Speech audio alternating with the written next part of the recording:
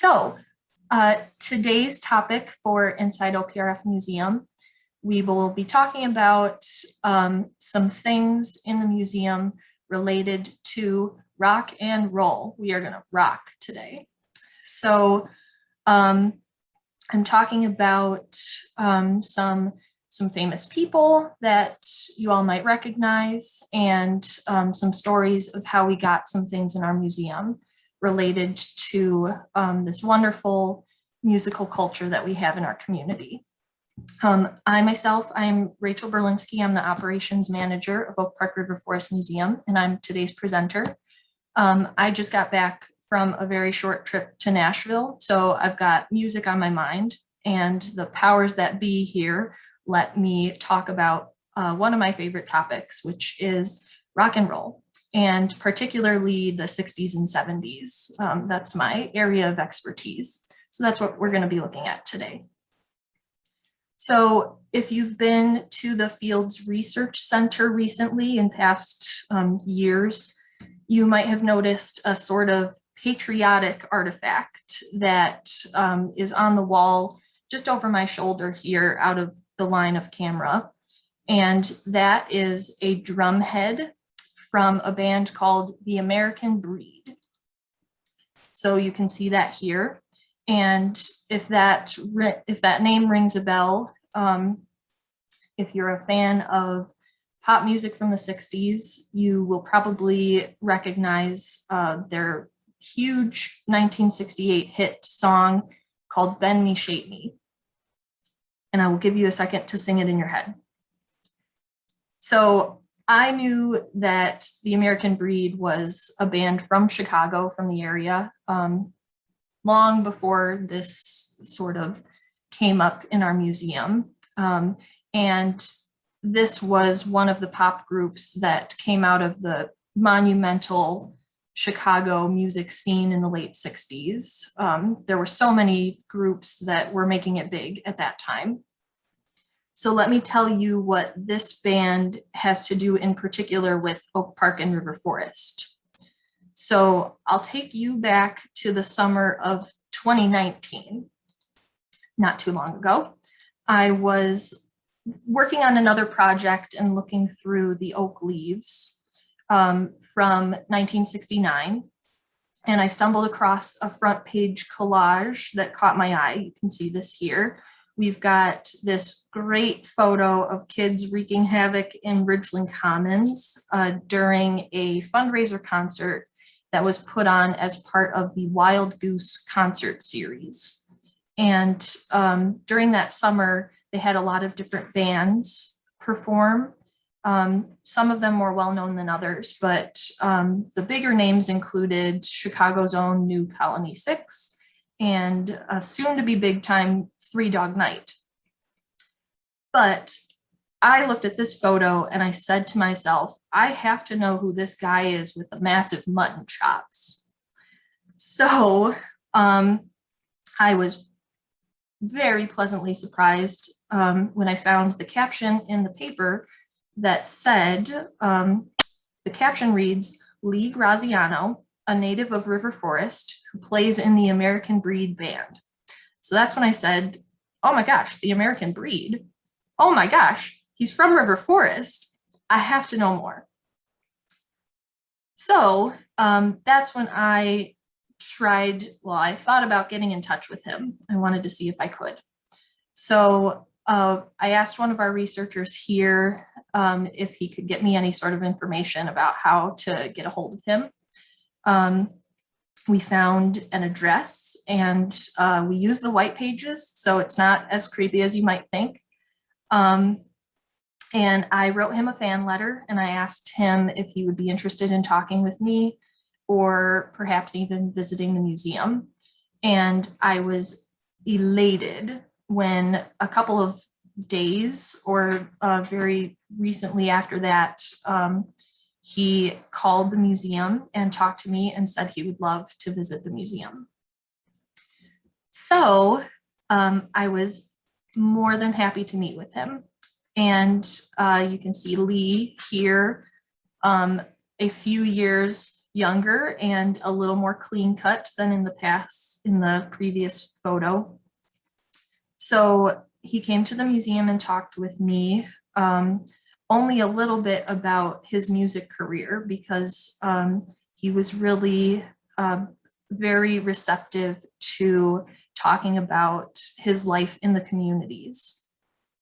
So, and he talked about a very normal life, which I might not have expected at the time to hear him talk about moving to River Forest just shortly before he started attending Bishop Porter Military Academy in Oak Park. So happily, he has some good ties with both of our villages. He's also a Fenwick graduate.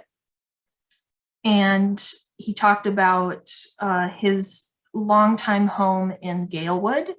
And he talked about how much he loved coaching his kids' hockey teams and that sort of thing.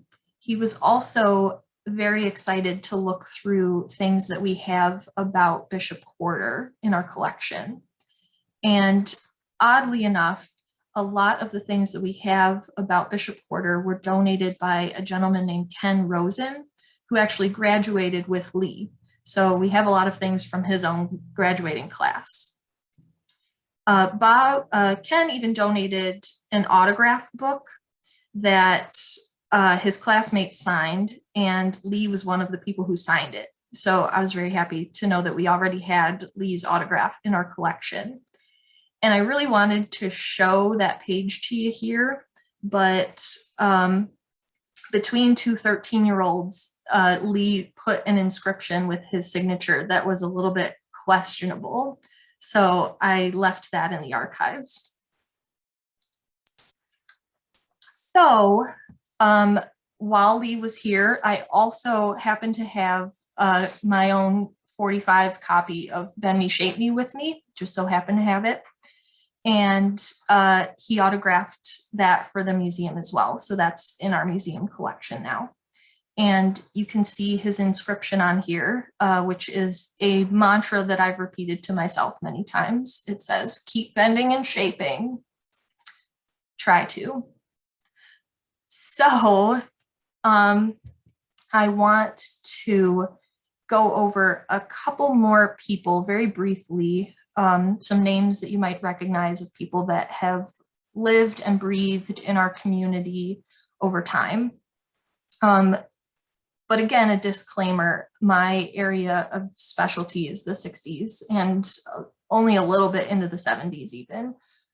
So those are the people that you're going to see here. And I probably missed a bunch of people even from that era, but especially people earlier and more recently. So I want to talk a little bit more about that later. But for now, I will share some other names. So I'll start with Eric Jacobson, who was a record producer. Especially in the late 60s, he made a big name for himself working with the Lovin' Spoonful and another group that had a hit that was called the Sopwith Camel. And he went on to work with some more folky people, names like Tim Hardin and things like that into the 70s and 80s. He is also part of Oak Park royalty because we have talked on many occasions on these shows about Elsie Jacobson, who was one of the movers and shakers in Oak Park especially, and one of the founders of the Historical Society. And this is her eldest son. Next, our next fellow you might not recognize without heavy black eyeliner and maybe a snake around his neck. This is Alice Cooper, and he is not from the area, but his wife, Cheryl Goddard, is. And she is a dancer and a choreographer and an awesome rock and roll wife. And I've heard stories that they come back to town occasionally. And I've heard at least one person say they saw them at George's. So I guess everybody eats at George's. And just a side note, I tried to find a date for this photo. It looks kind of 80s-ish. So I think that the child in this photo is his son Dash, but he also has they also have two daughters. So I don't know exactly who that is. Next is a great friend of the museum, Paul Hamer. You may know him from the Frame Warehouse in town, where you can get all of your framing needs. Paul was the founder of Hamer Guitars, and he started making guitars at an incredibly young age. In addition to the more traditional looking guitars that you see in this photo, he's very well known for working with people like Rick Nielsen of Cheap Trick and making multi-neck guitars and oddly shaped guitars and really cool looking things. So very exciting, and Paul's a fantastic fellow. Next, I'll highlight an Oak Park band that made it pretty big. And I don't mean to sound like I'm shortchanging them, but they did not end up becoming as famous as their sort of frenemies at the time, which was Cheap Trick. These two bands had very similar styles. They were working in the area together in sort of the northern Illinois region, and competed with each other to an extent throughout the 70s as sort of the leaders of power pop. And Cheap Trick just ended up winning out. And kind of closely tied with Pez Band is another band called Off Broadway. I think a lot of their members sort of intermingled with each other. And Off Broadway's lead singer, Cliff Johnson, is a local legend in many respects and quite a showman. You can actually hear some of these songs from this band played pretty frequently on XRT. I hear them a lot on sort of alt radio. And by the way, both of the Pez Band album that you saw on the last slide and this Off-Broadway CD are parts of our collection as well, and they were donated by Rich Farron. So thank you, Rich. You're keeping us rocking. So speaking of Cliff Johnson, he seems to have been in many different bands throughout time, even at a young age. So this photo, or these photos, came to us from our member Chip Kramer, who had a garage band. And in the late 60s, they were called the Rising Suns. I just love that. And Cliff Johnson was a member of this group. He's the one seated on the floor with the amplifiers. And so obviously the photo on the left is an early picture from 66 or 67 of the band. And the photo on the right is from a reunion that they had in 2005. Which leads me to my final point of today's program, a solicitation. I hope to gather more stories about the musical legacy and sort of the musical culture of Oak Park and River Forest, and I want to hear from you. So tell me, get in touch with me and tell me your musical memories of the community. Were you in a garage band? If so, please send me pictures. Do you have ill-gotten recordings of concerts that you saw at Ridgeland Commons? If so, I won't get you in trouble. I just want to hear them. Have you seen Alice Cooper eating at George's or anywhere? If so, please tell me what he was eating. Or do you have a drumhead or an instrument or any sorts of artifacts that you think we should have in the museum collection? If so, I'd probably like to play on them, and then I will ask if we can put them in the museum collection. So these are the kinds of things that I would like to gather more of and hear more from you all on the call today and watching later. Tell me more about your musical memories so that we can add them to the museum collection and be able to tell some more of these rich and awesome stories.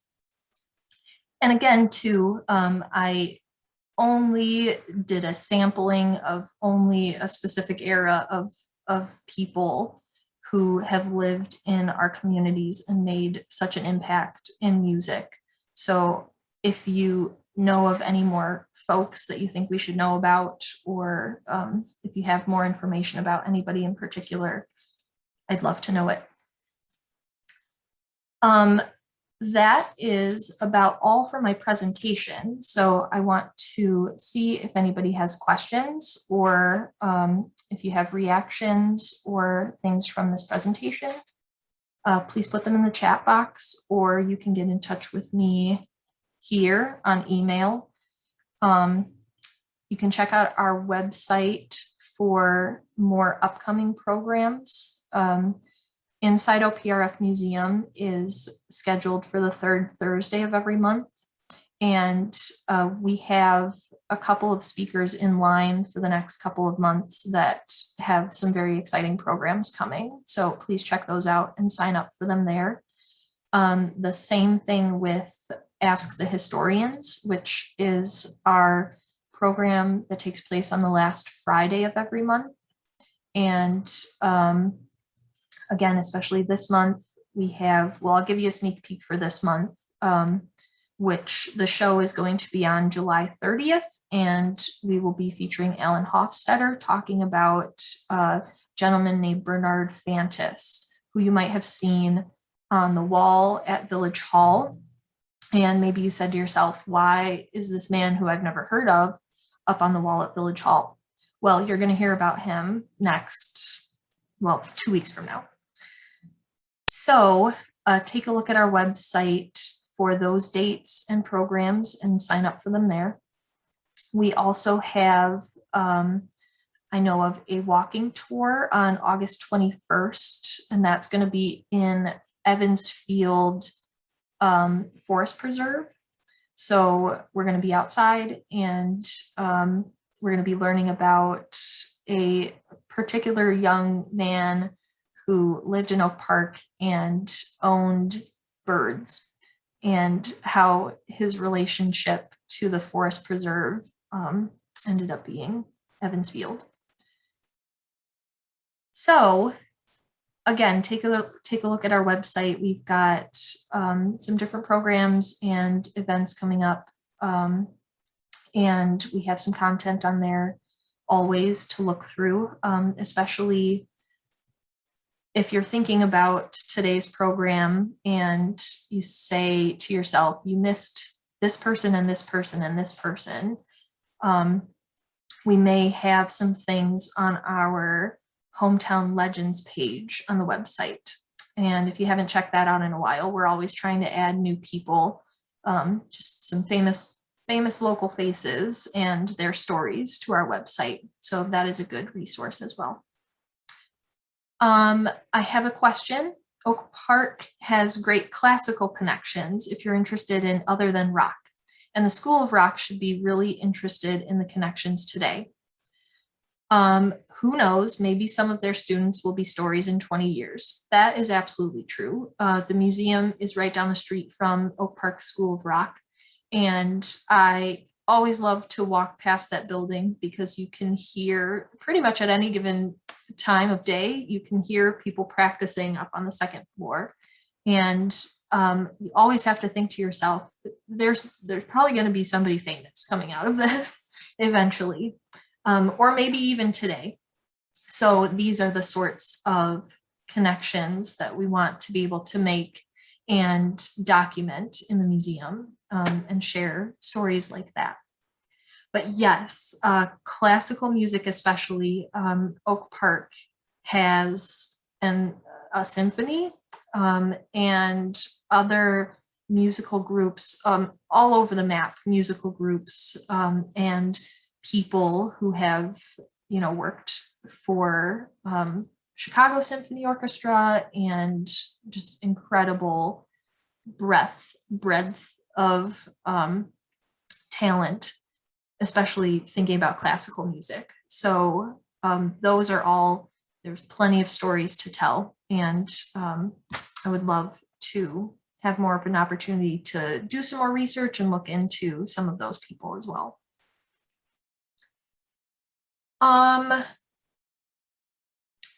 That I think is everything that I had in mind today. If anybody else has some questions. The band Styx played at OPRF High School in the 70s. Please tell me more. I've heard rumors of, well, especially this leads me to another rumor I've heard and have not been able to document. We talked about Eric Jacobson, who was the producer for The Lovin' Spoonful. And I've heard in particular that he brought The Lovin' Spoonful to play at the high school at some point. And I have not been able to track down that story either. So if you know of any other bands that you've seen or heard of, if you went to the high school, or again, if you happen to be at one of these concerts in Richland Commons or anything like that, that would be fascinating to be able to document. They played in the high school field house. That seems like a good spot. So tell me more. I would love to hear more. Get in touch with me over email, especially, and let me know what we can document. This is a good opportunity to say that we have a reminder that we have the run of the Oak Leaves newspaper in print in the museum. And this is the sort of thing that we can dive into the newspapers if I have sort of a date range and see if they were in the paper. Usually they were, especially if they had the Styx playing, that sort of thing. So I think I will end today's program here, and thank you all very much for coming, and let me know again if you have any reactions today or stories to share. I would love to hear them. And I look forward to seeing you all next time.